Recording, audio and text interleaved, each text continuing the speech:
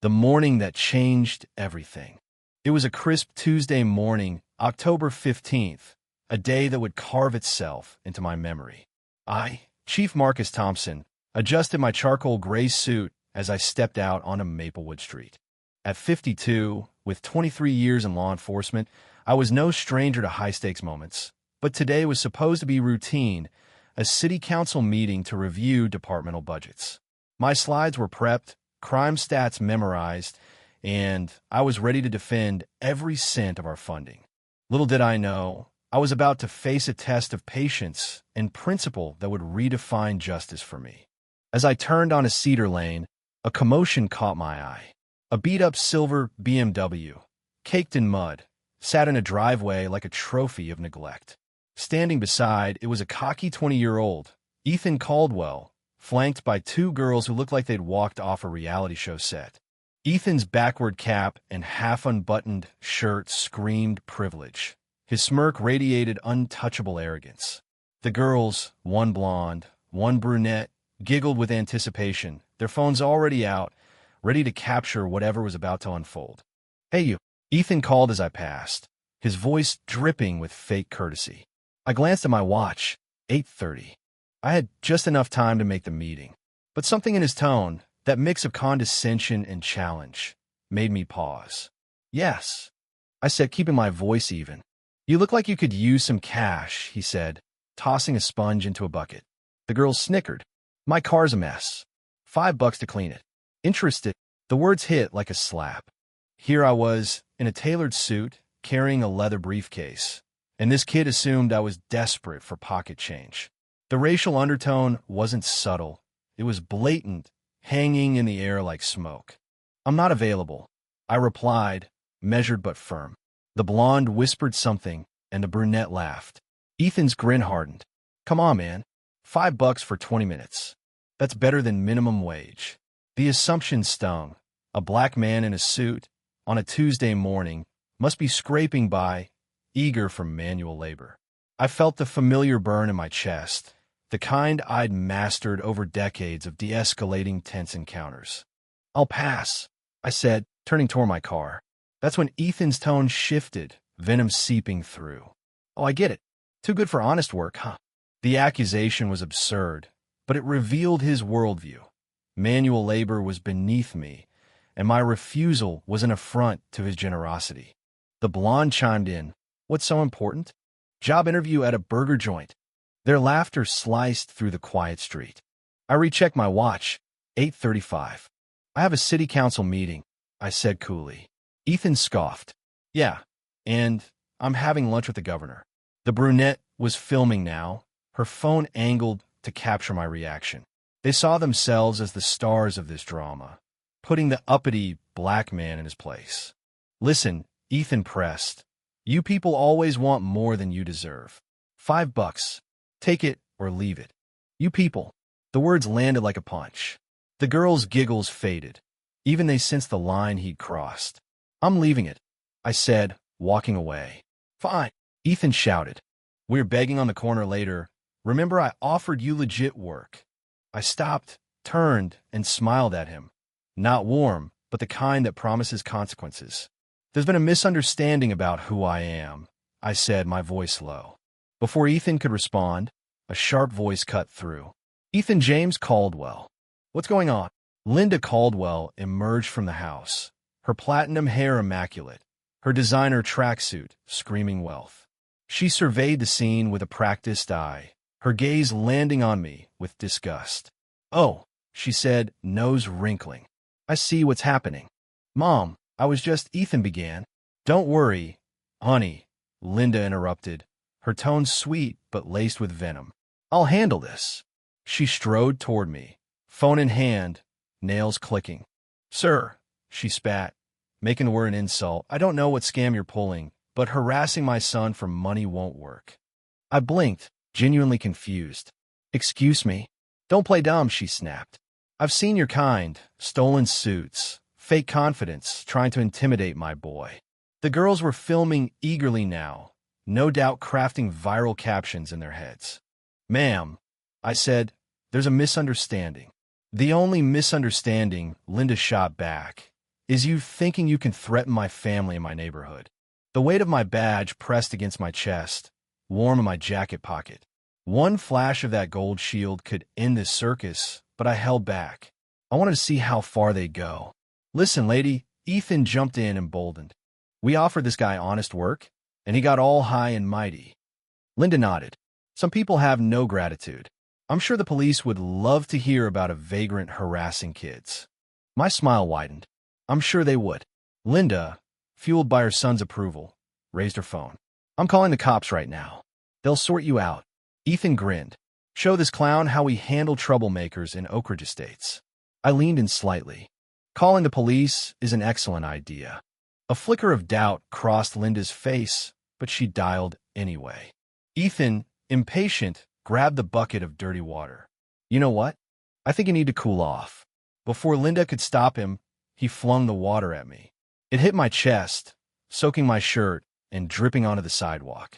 The street went silent, save for the splash and Linda's gasp. 23 years of dealing with chaos, shootings, riots, threats, and I never lost my cool. But standing there, drenched, watching Ethan smirk while his friends laughed, I felt a cold, calculated anger.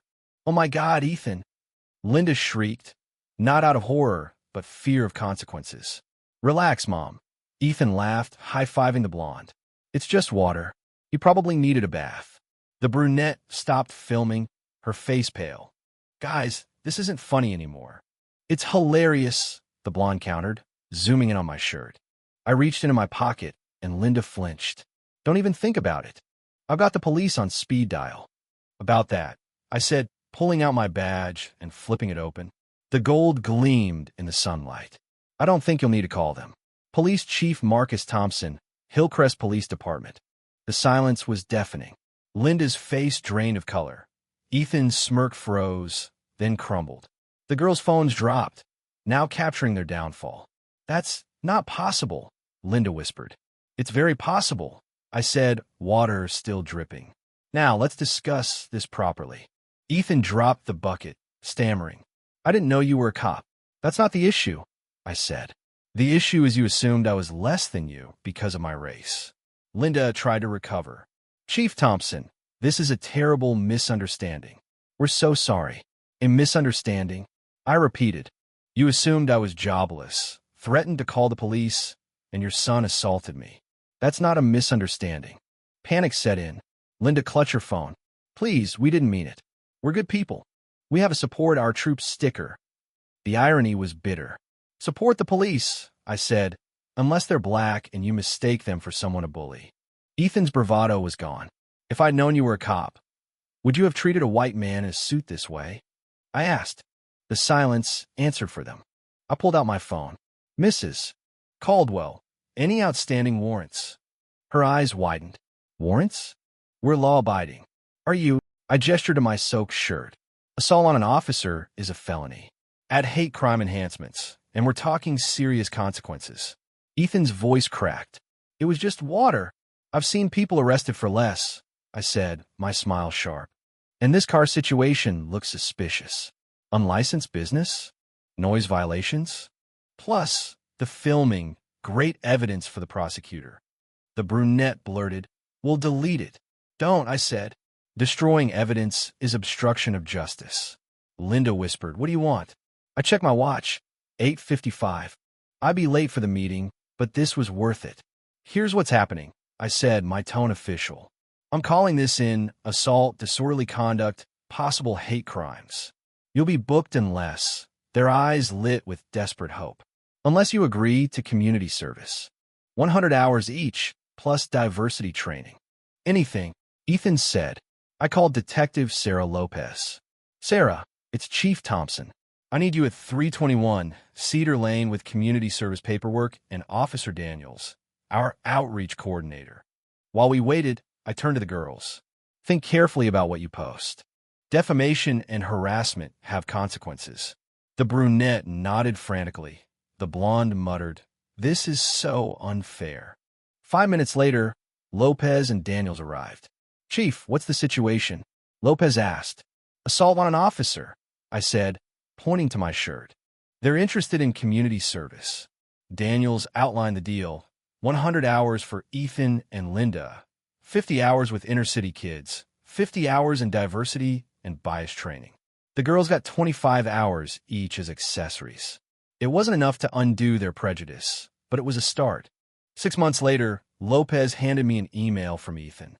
"Chief Thompson, my community service ends next week. I need to say this. I was a racist idiot who hurt you and shamed my family. The work at Lincoln Community Center changed me. The kids there are incredible, smart, resilient, everything I was too blind to see.